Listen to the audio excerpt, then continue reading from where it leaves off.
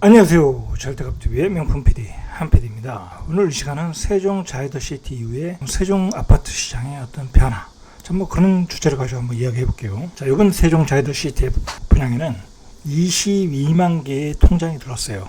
어마어마한 통장이 들어온 거예요. 지난번에 그 원벨리가 할 때 36,000개, 거기는 이제 일반 분양수가 많지는 않으니까 36,000개가 들어왔고, 자, 이번에는 그 추첨제가 많다 보니까 웬만한 청약시장에 관심을 가지고 계신 분들은 다 집어넣은 것 같아요. 제가 아는 그 세종에 사시는 분들도 거의 다 집어넣었어요. 자, 한번 보시면은 1106세대 모집에 22만 842건이 청약 접수를 했고, 평균 경쟁률이 199대 1, 200대 1이라는 거예요. 200대 1. 자, 최고 경쟁률은 두 세대 모집에 2475건, 1237대 1이에요. 이게 84 P타입에서 이제 기록을 했어요. 이거 맞으시는 분들은 거의 또고 조상 3대가 덕을 쌓아야 가능한 그런 경쟁률이라고 봐야 되겠죠. 자, 이렇게 청약 경쟁률이 있었던 것은 일반 공급 물량의 50%에 해당하는 500세대 정도가 추첨제였기 때문에 가능하다라는 거예요. 이제 그 가점제로는 거의 당첨이 불가능해요. 거의 60점 이상, 거의 만점에 가까워야 이제 당첨이 되는 시대이기 때문에. 그러나 이제 그 대부분의 사람들이 그 점수가 되지 않잖아요. 그러니까 추첨제 물량으로 뛰어드는 거예요. 추첨제 물량만 되면 다 청약을 하게 되는 것 같아요. 자, 근데 그날 무슨 일이 벌어졌냐면, 홍남기 부총리가 부동산 대국민 담화를 발표했어요. 집값이 너무 고점이다, 거품이다 라고 이제 발표를 했죠. 자제하라. 자, 그런 얘기를 했는데, 자, 그때 세종 아파트 청약엔 22만 명이 몰렸다. 자, 이게 조선일보 타이틀이에요. 한마디로 이제 그 홍남기 부총리의 그 대국민 담화가 얼마나 그 희극이 됐나라는 것을 이 조선일보 타이틀 기사에서 우리가 알 수 있는 거죠. 자, 기자들도 그래요. 한 단지에 20만 명이 넘는 대규모 인원이 몰린 것은 이례적이라는 거예요. 이례적. 자, 그러면 우리가 이거 한번 생각을 해봐야 돼요. 분양가가 그렇게 상대적으로는 분명히 싼 거지만 어떻게 보면 서민 입장에서는 그렇게 싼 건 아니거든요. 세종이 거품이 많다 그런 얘기를 많이 하니까. 그런데 지금 세종의 프리미엄 차익이 많이 난다는 것을 20만 명이 인정을 했다라는 거예요. 이 현재 세종의 가격, 지금 조정을 좀 받고 있잖아요.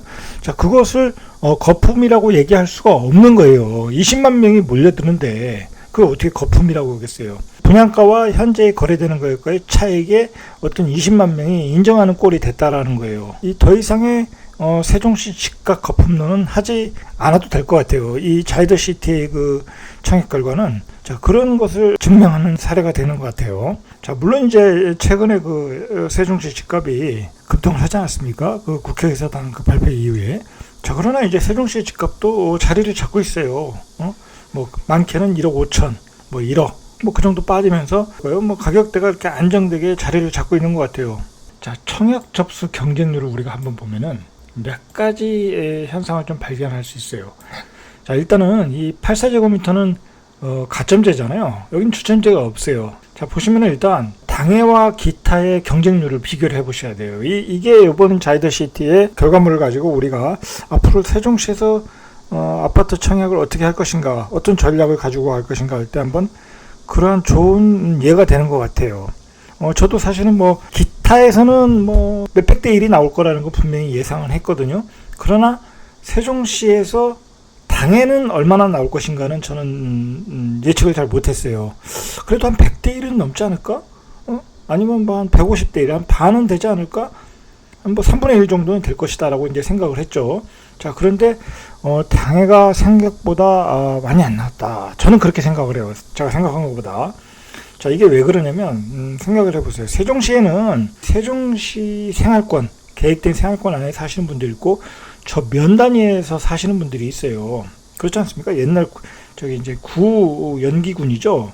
조치원, 자, 그런 분들은 사실 관심이 없어요. 청약에. 청약 통장도 안 가지시는 분들도 많고.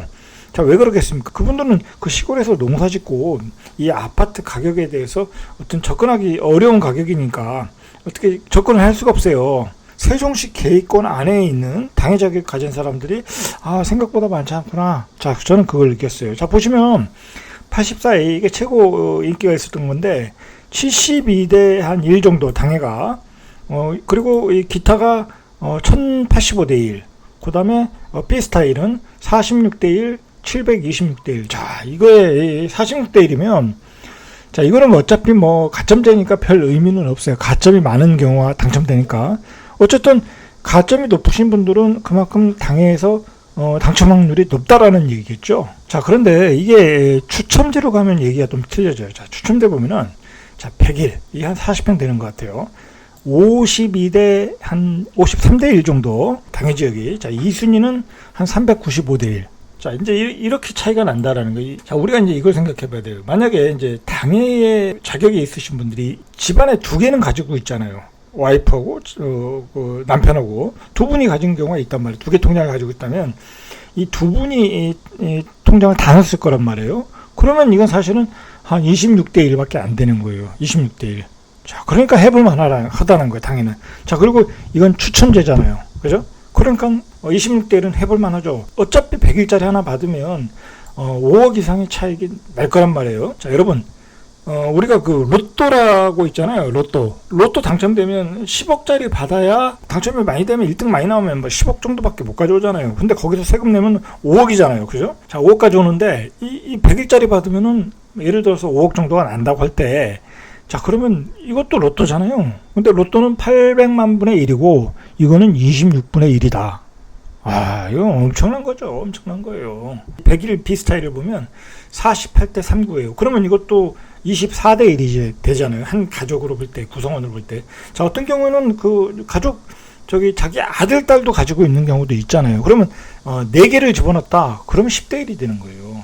자, 당연은 그런 전략을 가지고 가셔야 돼요. 당연은. 결국은 100일 뭐 C타입도 여기는 559대 1, 기타는 여기는 58대 5. 자, 그러니까 당해가 굉장히 유리했다. 생각보다 많지 않았다라는 거예요, 당해가. 이런 풍경을 우리가 어디에서 봤냐? 바로 과천에서 본 거예요, 과천에서.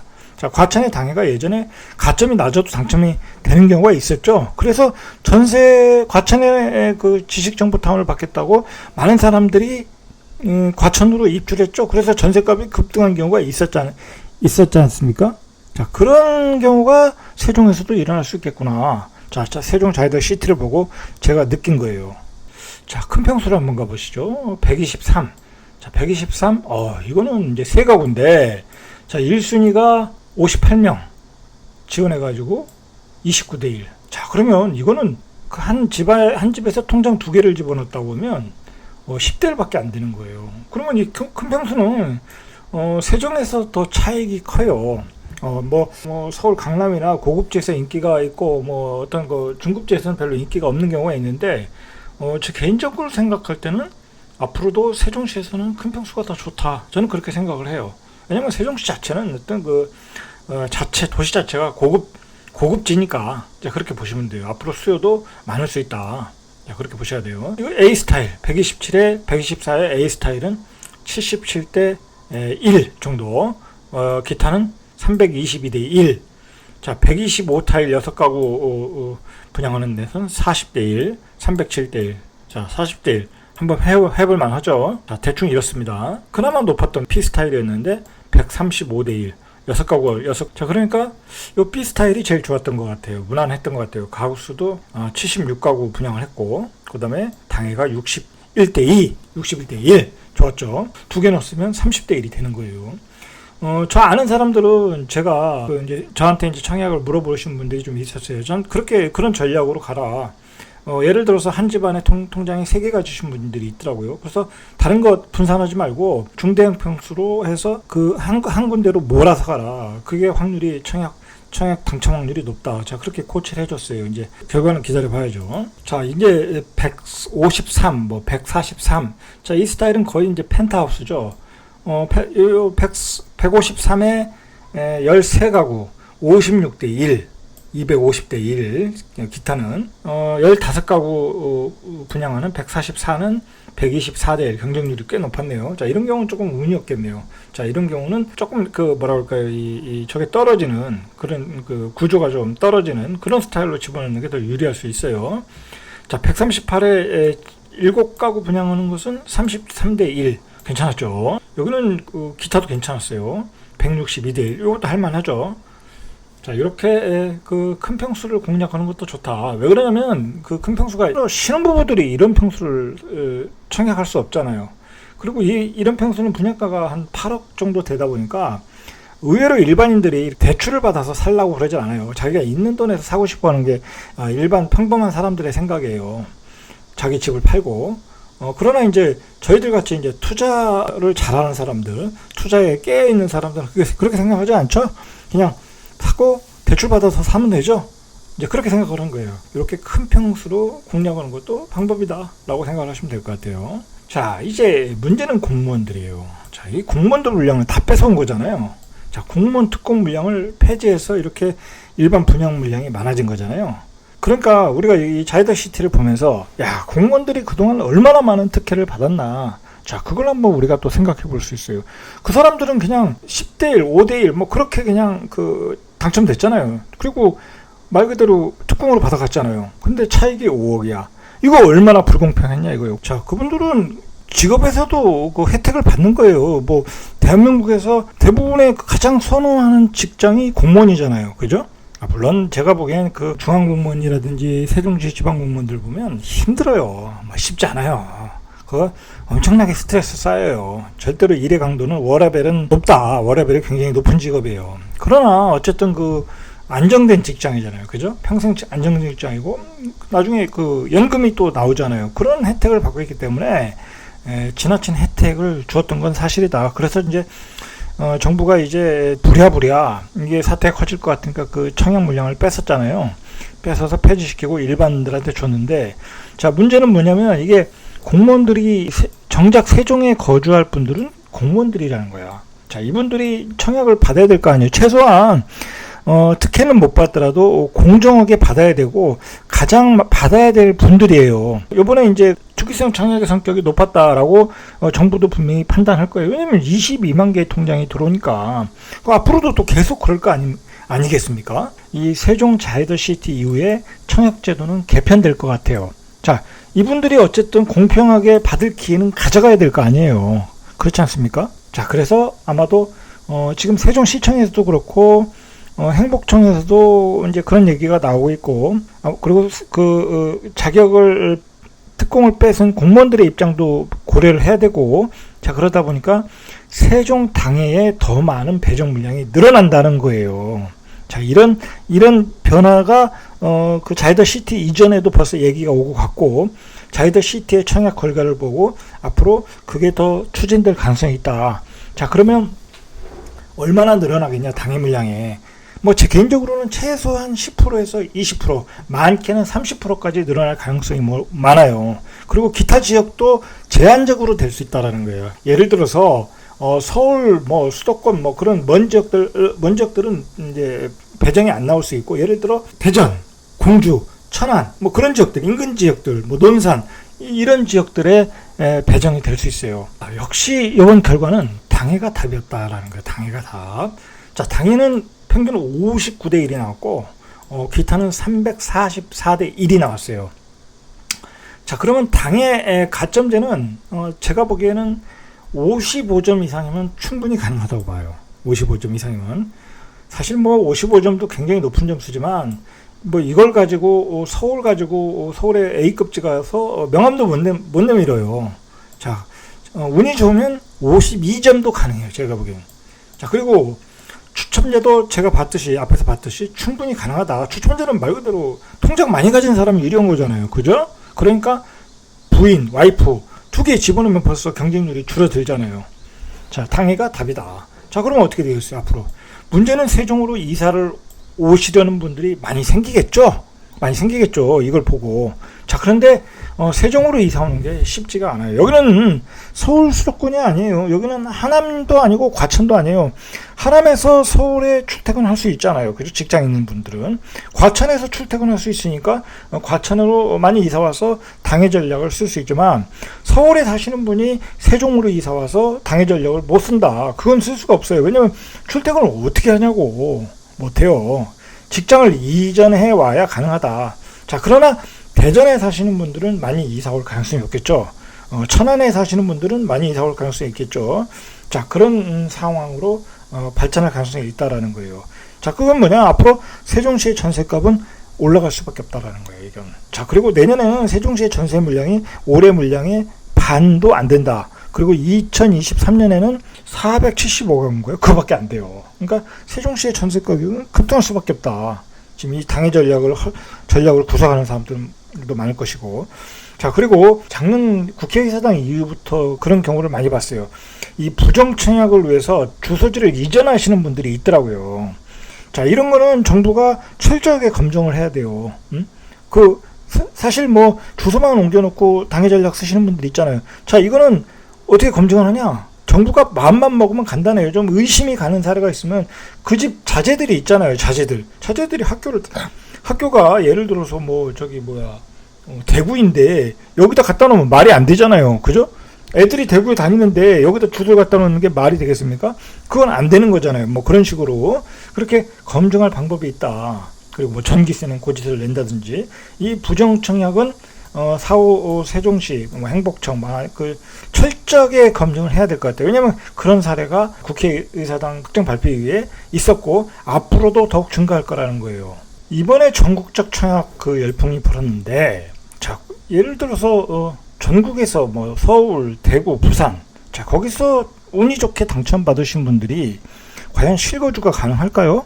4년 실거주 요건이에요. 이번에 자이더 시트는 당연히 가능 안 하죠. 그냥 당첨되면 로또다 하고 청약을 하신 거예요. 그러니까 대부분 전국적 청약을 하신 분들은 그냥 무조건 청약을 하시고 투자로 들어온 거예요. 자, 그 얘기는 이러한 분위기를 그 신문 기사들이 또 꼬집어냈잖아요. 홍남기 부총리가 담화를 할 때 세종시 청약에 20만이 몰렸다라는 얘기는 뭐겠어요.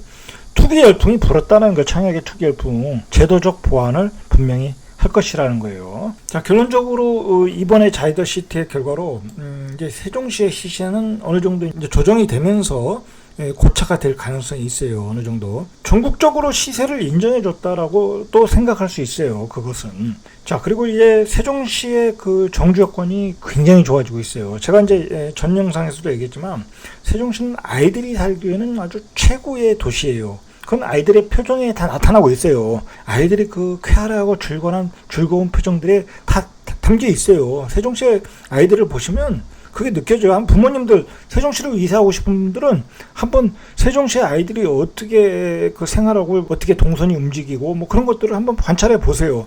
그게 제일 좋은 거예요. 그 도시가 살기 좋은가 나쁜가, 아이들이 적응하기 좋은가 아닌가는 그 아이들의 그 움직임과 표정에서 발견할 수 있다라는 거예요. 여러 가지 문화시설도 계속 짓고 있고, 뭐, 이제는 세종시에 사시는 분들은, 이만한 도시가 없다고 다 알고 있어요. 이만한 도시가 없다. 그래서 잘 빠져나가질 않아요. 이제 들어오면 잘 빠져나가지 않고 있다. 자, 그리고 아까도 말했듯이 전세 물량은 급감하고 있고, 자, 앞으로 정치적 일정을 봐도, 9월달, 여당이 야당에게 법사위를 양보했잖아요. 자, 그건 무슨 얘기냐면, 정치적인 해석을 하면, 자, 이제 서로가 협치를 하겠다라는 거예요. 협치. 우리가 법사위를 양보했으니까 너희들도 이 여당이 추진하는 정책에 대해서 어느 정도 그 발을 맞춰달라는 얘기예요. 그러면 지금 국회의사당도 올해 안에 9월로 지금 못을 받고 있는데 올해 안에 어느 정도 윤곽이 나오지 않을까라고 저는 생각을 해요. 국회의사당은 사실 세종의 앞으로의 가장 큰 성장 동력이거든요. 자, 그리고 이제 이 충청권은 예전에 세종이 혼자 끌고 나갔다고 하면 이제 세종이 혼자 나가는 그런 구도가 아니에요. 예를 들어 충청북도, 청주, 충청남도, 대전, 자, 이렇게 하나가 뭉쳐서 이렇게 메가시티로 가요. 예를 들어서 세종의 국회의사당 추진위원회 그런 거 만들었잖아요. 비상추진위원회. 자, 그게 세종에 있는 단체가 아니에요. 이게 그런 충청권의 어떤 메가시티가 모여가지고 이렇게 추진을 하고 있는 거예요. 또 그러냐면, 이게 좀 복잡한 얘기인데, 거기까지만 얘기를 하면, 세종의 국회의사당이 들어와야 세종 전체가, 세종 주변에 있는 충청권이 하나의 메가시티가 돼서 전부 다 발전할 수 있는 거야. 왜냐면 그 주변에 이제 예를 들어 오송 산업단지라든지 대전에 어떤 기업들이 더 들어온다든지 국방 산업단지라든지 주변에 더 발전할 수 있는 어떤 여건이 더 쉽게 빨리 조성이 된다는 거예요. 왜냐면 그렇게 국회의장이 들으면 인프라가 좋아지잖아요. 광역 인프라들이 좋아지잖아요. 수도권과 연결 인프라도 좋아지고 도시간 광역 인프라도 좋아지고 인프라가 좋아지면 뭐겠어요. 결국은 기업들이 내올 수 있는 여건을 만들고 그다음에 또 국회의장이 들어오면 많은 인재들이 들어오잖아요. 좋은 인재들도 들어오고 인재를 갖추고 광역도로가 만들어지고 그럼 세종의 메가시티가 되고 자 그걸 이제 중부권에서는 원하는 거고 자 지금의 선거구도를 보면 충청권의 그 메가시티 표심을 또 무시할 수가 없어요. 그러니까 제가 보기에는 앞으로 좋은 일이 더 많아질 것 같다. 저는 개인적으로 분명히 그렇게 생각을 해요. 자 오늘은 여기까지 이상 절대값 TV의 명품 PD 한PD였습니다.